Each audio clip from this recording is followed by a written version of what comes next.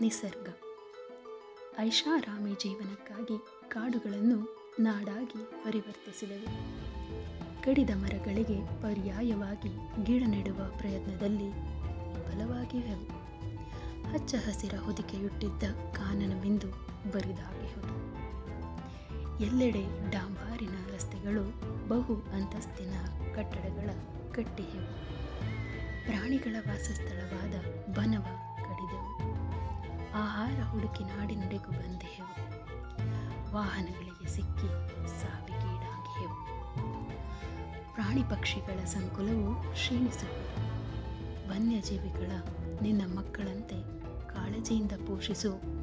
ಪ್ರಕೃತಿ ಮಾತೆಯು ನಿನ್ನನ್ನು ತಾಯಿಯಂತೆ ಪ್ರೀತಿಯಿಂದ ಕಾಪಾಡುವಳು. ಇಲ್ಲವಾದರೆ ವನ್ಯಜೀವಿಗಳನ್ನು ಮುಂದೊಂದಿನ ಬರೀ ಕಥೆಕವನಗಳಲ್ಲಿ, ದೃಶ್ಯ ಮಾಧ್ಯಮಗಳಲ್ಲಿ ಮಾತ್ರ ನೋಡಬೇಕಾದೀತು. ಎಚ್ಚರ. ನಮ್ಮ ಮುಂಬರುವ ಯುವ ಪೀಳಿಗೆಗಳಿಗೂ ಇರಲಿ ಸುಂದರವಾದ ಪ್ರಕೃತಿಯ ಸೊಬಗನ್ನು ಸವಿಯಲು ಅವಕಾಶ. ಕಾಡನ್ನು ಉಳಿಸೋಣ, ನಾಡನ್ನು ಬೆಳೆಸೋಣ. ಕಾಡನ್ನು ಉಳಿಸೋಣ, ನಾಡನ್ನು ಬೆಳೆಸೋಣ.